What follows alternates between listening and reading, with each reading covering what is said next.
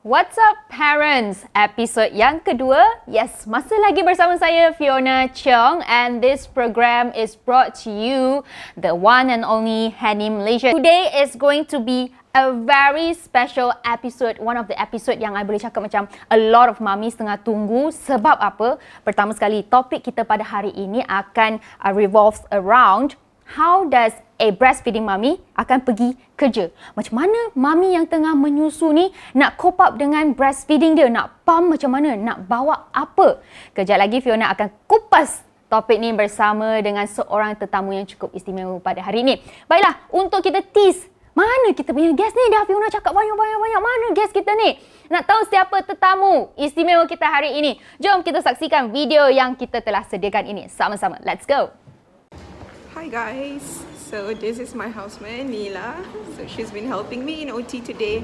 Amazing assistant, and still wearing my handspray. So we're heading to next OT for next case. Bye! Tada! Hey, cantik! Posing! I'm doing like what my host did. Terinfluence eh? Terinfluence, okay. Apa khabar doktor? I'm good, thank you so much. So hari ni kita ada Dr Erma, correct? Did I pronounce it wrongly? Kalau yes, you don't pukul me. Malaysian will pronounce it as Erma, sorry. But kita ikut UK because you are Kate Middleton today, so it's Erma. Alright. Okay, Dr Erma. Alright, so sekarang ni Dr Erma, I would like to thank you for joining me here.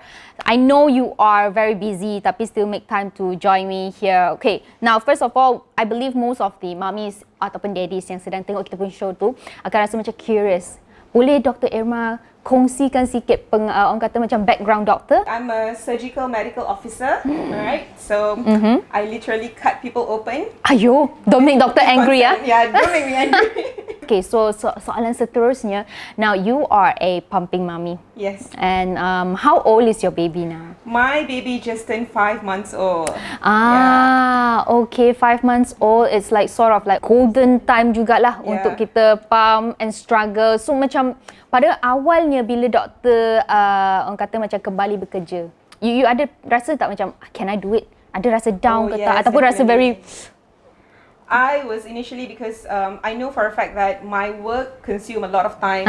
Sometimes if I'm stuck in surgery, it will be like 5-6 hours of surgery. Tapi speak of stuck in surgery kan, I feel very curious about doktor punya kerja. Jom kita tengoklah doktor punya seharian macam mana dulu. Let's go. Hi guys, so first thing in the morning, it's about 7:30 a.m. and I already reached work, but I still have some time to finish my pumping in the car. So I am stuck in operating theatre today, so I'll be operating and I have to find time in between my cases to pump and before I start. So obviously now I'm starting and I'm pumping. It's so easy to find pump that has a memory setting, so you don't have to fiddle with your pump and you can go about doing whatever you are doing, and the pump is doing all the work. Okay, so when there is a memory setting, you can set between the massage mode and the expression mode, so it's easy. And talk about multitasking, it's all about multitasking with me. Okay, so I pump before I start my case and I pump in between cases. Okay, very obvious. Tadi video tu menunjukkan doktor dalam kereta. Yeah. So, doktor tengah pumping juga dalam kereta. Yes. So, you pump when you go to work? I try to, because I know for a fact on that day itself, my schedule will be I'll be in surgery and I'll be the only operating surgeon at that time, right? So, I can't switch with anyone else. So I'll be the whole. I'll be just in surgery the whole time. So I know that I have to pump before surgery and in between my cases. But I'm very curious. I've never ever imagined in my life a doctor pumping while doing surgery. I've never seen anyone pump during surgery. But you, look at you. You wash your hands, everything, getting ready. Okay, masa ni kan, is there a pump with you? There is. I was wearing the hands-free pump. With my pump inside my scrub. Okay. So at this time, basically I have to be in a sterile condition, means once I scrubbed in, I can't touch anything else anymore, alright? Because I have to be in sterile condition because I'm touching my patient, right? It's clean because we don't want to spread infection. Correct. So basically, I can't afford to, to hold my pump lah at that time. So I have to start my pump before I scrub in, and then this is like during pumping, like 15 minutes in surgery. Okay. Sebenarnya kan, this is like terkejut kan. Tak pernah I tahu. Seriously, I tak pernah like ever imagine sambil operate orang You bukannya main masak-masak macam tu sambil pumping. Tapi pernah tak macam ada family members yang akan rasa macam, okay, tak payahlah, you kerja susah lah. Tak payahlah nak kenapa doktor senyum macam tu? Kenapa rasa macam ada orang komentar? You know, being in my field of work lah kan, it's not just this makcik-makcik yang makcik-makcik bawang yang macam alah tak apalah, tak berhasiat sangat pun susu ibu tu, just give formula milk. So okay. It made me angry lah, because you know, being in my field of work, I obviously know the benefit of breast milk, and to shut them out, I just basically cakap, tak apalah, saya sihat je susu badan. Actually, that's the right way. Because you know what? Actually, there is no right or no wrong. Sebenarnya macam depends on individual lah kan. Because that's your baby, bukan makcik bawang punya baby. So suka hati saya nak bagi apa. Dan susu ibu, okay, ada khasiatnya. Susu formula pun ada khasiatnya. Because certain mummies macam ada mummies yang they can't actually provide enough susu badan. They might opt for susu formula. Some also have medical condition. Yes. They're requiring their medication that is not suitable for the baby. So obviously we have to think about that kan. So love to all mothers, whether you are breastfeeding or you are giving formula milk. Okay, saya sebagai seorang pengacara, sebagai seorang host, like me when masa doktor pump during surgery, before and after. Macam I will pump during my makeup time. That's the only time. Oh, yeah. Because akan depan TV, hello everyone, and I'm pumping my milk. Tak boleh kan. So that's the only time that I can actually pump. Okay, doktor. Macam doktor kan, doktor tadi cakap planning untuk nak breastfeed. Yeah. Sampailah 2 tahun. So I'm sure doktor pernah mengalami macam, like sekarang ni dah 5 bulan. Mesti pernah mengalami time-time yang rasa sangat down.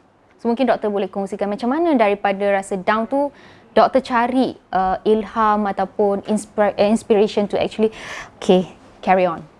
Okay, so basically one of the reason yang I stress lah was because when I was on call means I have to work from 8 o'clock in the morning until 5 p.m. the next day. So total of 34 hours of working, right? 34 Yes, so 34 hours of working. The first time I did my on-call was when I had to be away from my son for the first time. Okay, so means he is bottle fed. Yeah. So the next day when I get home, he doesn't want me. He does not want me. I think he got a little bit of nipple confused there. Yes. So I was really stressed. I started crying. But good thing that I had a very, very strong support system. My family is very supportive. My husband is extremely supportive. And my mom, she does everything she can to do milk booster. And then she's like encouraging me. I think I just have an amazing support system. So after a while, become emotionally stable when I have to be on call lah. So daripada situ I boleh cakap support daripada orang di sisi kita memainkan peranan yang cukup penting lah. Sebab I totally get it, I totally faham the feeling whereby kita left our anak for some time. Lepas tu bila kita nak try to latch, no, I don't want mommy. Rasa macam koyak hati kan? But sekarang ni macam seperti mana yang mummies, daddies yang boleh nampak, memang like tak boleh dinafikan. Doktor punya kerja ni memang all the time jadi orang first lah. Sebab tu lah kita panggil doktor sebagai frontliners. Sebab you're the first person that is like exposed because you are nearest to the pesakit and you are pumping now, is it? Yeah, I was pumping at this time. Okay, you are pumping while you are working. So, I pernah dengar juga, macam Fiona pernah dengar juga, ada orang yang kena kritik dengan rakan sekerja. Yes. Okay, sebab macam not everybody understands. So, mungkin bagi mereka yang tak faham akan macam kritik. Kenapa dia asyik pump ah? Kenapa sekejap-sekejap nak pump, sekejap-sekejap nak pump? Pernah tak benda macam tu terjadi pada doktor sendiri? Yes, definitely. I am quite lucky because I am in the department where my bosses are very supportive, right? And my colleagues, most of them are supportive. But obviously, being in medical field, you are dealing with other departments, especially when you go walk. When I walk in the upper operation room with my hands-free pump kan, so I got like this starry eyes lah. So I just keep it in my mind. If they are not producing liquid gold, if they are not breastfeeding their child, just ignore them and you're good to go. Just keep your heads up because you are doing an amazing thing for your children. Yes, and bukan semua orang boleh bawa tanggungjawab yang berat macam tu kan. Pernah tak ada patients yang macam, doktor, what is that sound? I'll be apologizing and say, Makcik or Pakcik, sorry, saya kena pump, okay? And then they're okay with it. But there's one time that it was delayed because clinic was so busy. And this one makcik went and said, Doktor, susu doktor tumpah. Oh yo! My baju was leaking. Doctor! I was like, oh, sorry. But I had no choice. At that time I was recently just returned to work. So I was still, balancing trying to balance my pumping schedule lah. But now it's getting better. Okay, do you still remember the first time when you are back to work? What are their reactions? Ada tak yang macam, oh, you are doing an amazing job? Oh yeah, definitely, because they are quite used to it. We are in surgery department, right? It means we always deal with mastitis, which is the infection of the breast when sakitnya dengar. Clogged out and whatever it is. So when there's mastitis, there's breast abscess. Okay, when there's an abscess, we have to do a surgery on it to remove the source of infection. Okay. So all my colleagues are dealing with it. So everyone was very supportive and they are okay with me pumping because they understood the risk, delayed and clogged ducts. Pernah tak macam doktor delay pumping? Oh yes, definitely. I think one time I had to stretch to 7 hours. Okay. And I perasaannya. I came out from OT, my whole baju was drenched in sweat and breast milk. Okay. And then subsequently I had to use milk collector if I had no choice. So macam ada tak pernah, sebab breastfeeding is not easy, nombor satu. Yang keduanya nak kerja sambil pump. Also, it's not easy. So, how do you juggle that? We work in a hierarchy system, right, in the hospital in government. So, whenever I'm pumping and my bosses want to to see patient, okay. So, I can't stop in the middle, So, they have to go first, but they understood. So, they have to go first and see the patient first. And I feel bad because I feel like, I'm such an inadequate doctor. I can't be doing my job and I can't be, be a good mom at the same time. So, you have all this idea and thoughts instilled in your mind. So that gives me a bit of stress lah. But eventually, after a while, when you are used to it, I think life have to go on lah. You have to pump, you have to work. Macam mana doktor kalau masa stress kan? Macam mana doktor tackle? Basically, when I'm stressed, I just go to the coffee machine, get myself a hot cup of hot chocolate, sit, look at my son's video. And everything, looking at him laughing and giggling, I think it just made my day better lah. So I think that's what I do. Or even to the point that sometimes I'm too stressed, I had to call my mom, I had to call my husband to just cry it out. It's okay to cry.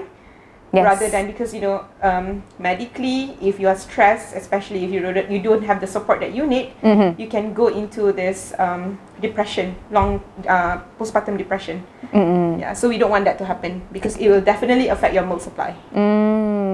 Do you ever feel like macam, it's so hard to breastfeed while working and you feel like giving up? Definitely, especially when when my son refuses me, I feel like, am I not a good enough mom to you? I mean, he probably doesn't understand lah kan, but you have these thoughts macam, mommy have done everything for you, I pump my best, I try my best, but why you don't want me? So those kind of things macam, I think unavoidable kot. You always feel it and then just find ways to tackle it lah kan. Antara contohnya macam family punya support. Fikir balik, okay, how my family support me dan sebagainya. Sometimes I pernah rasa macam tu juga. I believe macam it happens to us because we are breastfeeding, and in breastfeeding it's tiring. Yes. It's not easy, but it's not hard at the same time. So you actually have to, you have to find the right ways to actually handle it.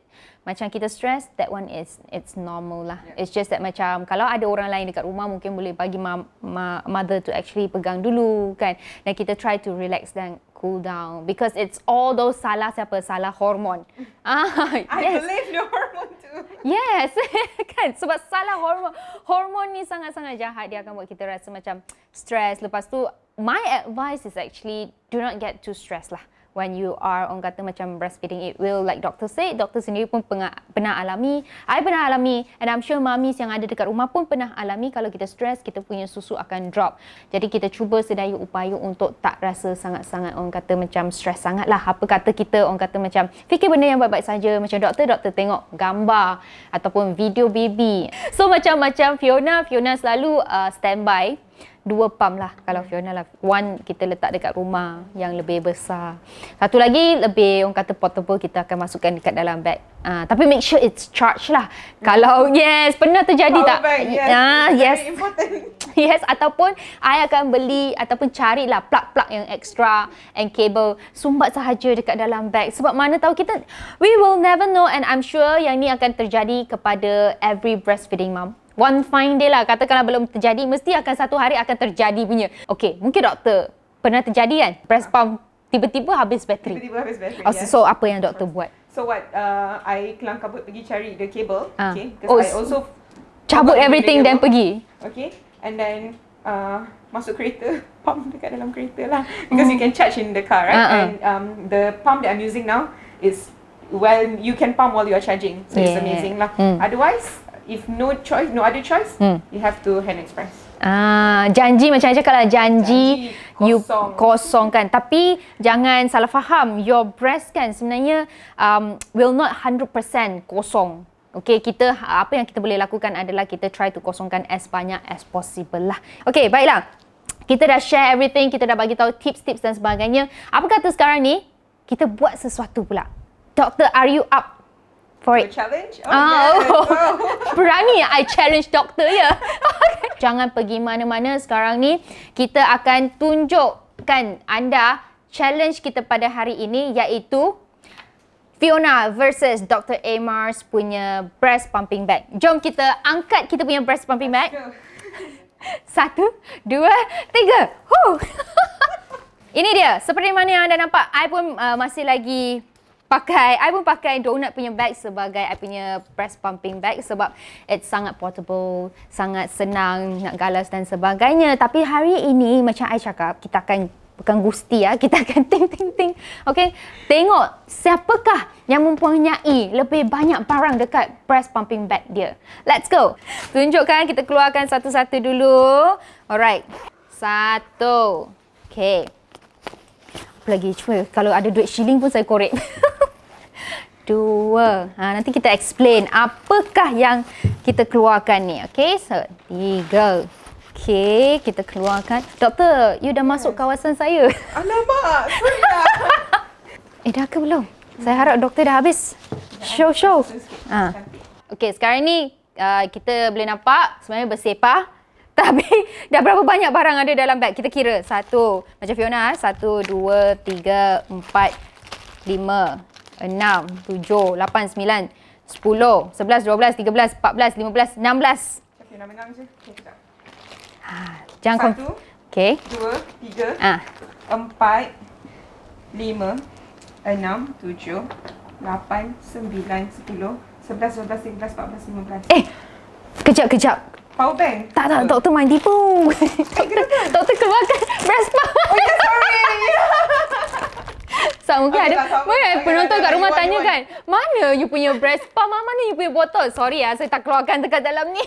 Sorry. Okay. So, kita terangkanlah satu-satu apa sebenarnya yang kita bawa. Okay. Macam Fiona, this is what I usually bring lah. Bottles, of course, okay. Jangan lupa, jangan letak susu dalam botol air mineral. Lepas tu, ada kain lah untuk lap kita punya botol. Kalau kita nak guna balik, lepas kita basuh, okay, pun boleh lagi. Ini adalah cecair untuk basuh botol kita. Sebab takkan kita nak pakai sabun basuh tangan. Yang ini adalah kain. Sangat penting kalau kita tak nak ada fashion show. Okay, kita tutup pakai kain. Lepas tu saya pakai ni, hands-free pumping bra. Supaya saya punya tangan boleh main telefon while saya pumping. So, inilah apa yang saya bawa untuk saya keluar bekerja. So, doktor punya, mungkin doktor boleh tunjuk. Okay, so obviously kain to wipe and everything.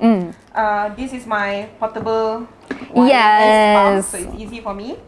Okay, and then of course all the tubings. This is my milk collector, so cute. right? Yeah, it's cute. My pump, bottles of course, breast Pad. pad, okay, cable, okay, sanitizing wipes to wipe whatever it is lah. Marker, very important for me, and milk storage bag. Okay. And because of the nature of my work, where I have to deal with all these viruses and bacteria, kan, so I have this sterilizing bag that is easy lah. So I just put macam Fiona, you letak dekat dalam bag kan. Macam I letak dekat dalam after I basuh, I pun nak bawa I punya apa cleanser tu. So after I basuh, I dah keringkan, I masukkan dalam ni, and then I just sterilize for 59 seconds, and then we're good to go. And then of course cooler bag with ice gel packed inside. Oh, and there's freshly perah punya susu. Sebenarnya, adakah benda macam ni essential ataupun over? Apa pendapat doktor? Essential. Ayo. They can never be over though. Like, especially when you are pumping kan, it's better to be extra a little bit rather than not enough. Ini dia macam kita cakap, mungkin kita boleh bagi tips sikit, okay, ataupun idea secara direct lah. Paling pentingnya kita punya breast pump. Yang kedua, kita punya kain ataupun kain-kain kecil ataupun besar pun tak apa. Yang ketiga, kita punya wet wipes. Keempat, kita punya milk storage bag. Benda-benda macam tu. Okay, I rasa benda ni memang dah efficient, dah cukup dah sebenarnya. Sekarang ni jangan ke mana-mana sebab apa? Kita akan tunjukkan anda satu video yang akan menunjukkan apa yang Dr. Erma buat selepas dah habis kerja. Adakah Dr. Erma akan sambil bawa kereta untuk sambil pump? Tak tahu, jom kita tengok. So the day is finally coming to an end. I managed to pump in between cases before I start my surgery, and now I'm fitting in my last pumping session of the day. Yay! Okay, so obviously I'm excited because it's not an easy journey, it's not an easy task. Okay, I had to pump while doing surgery. And I always fit in my power pumping session driving home because it will normally take me 40 minutes to 1 hour to reach home, so might as well just fit in my power pumping session. So I would normally pump for 20 minutes, rest for 10 minutes, pump for another 10 minutes, rest for 10 minutes, and pump for another 10 minutes. So in total it will be about 1 hour. Alright, so in conclusion, if you have a busy working schedule, coming back to work, it is totally doable, guys. I thought it was impossible, but having to live it myself, it's definitely possible. You can do it. If I can do it, obviously everyone can do it. You just need determination. You need determination, a little bit of hard work, and persistence. All right, and obviously the most important thing is a supportive working environment. Okay, yes, correct. Apa yang saya teka adalah betul. Dr. Erma masih lagi pumping dekat dalam kereta. Okay, mungkin ada mami-mami yang rasa macam perlukan tips daripada Dr. Erma sebab mungkin mereka akan rasa down pada masa akan datang bila mereka breastfeed dekat tempat kerja. Tips daripada Dr. Erma sendiri. Okay, for me, okay, mummies, you need like proper dedication. Okay, hard work is a must, and a good support system is essential. Okay, so if let's say you don't have the support system that you need, there's always someone you have to talk to. Okay, so it's either your friend, okay, your mom. If your husband is not supportive, you have to go find some place else to release your stress lah. So macam there's few Facebook group yang support breastfeeding kan, so you can go there and you can luahkan perasaan, and other mothers will relate to you. So I hope everyone, mother breastfeeding or not, can persistently do a good job for their kids because you are a great mom. Jadi bagi ibu-ibu yang ada dekat luar ataupun ayah-ayah, thank you for staying tuned. Thank you for staying with us. Kita jumpa lagi minggu hadapan, Khamis 8:30 malam di Haenim Malaysia Facebook. Bye-bye. Thank you for watching. Now remember, if you have any comments, don't forget to leave it down here below, or if you have any topic that you would like us to share about with you, leave it down here below also. And don't forget to subscribe. If you would like to watch more videos, click here.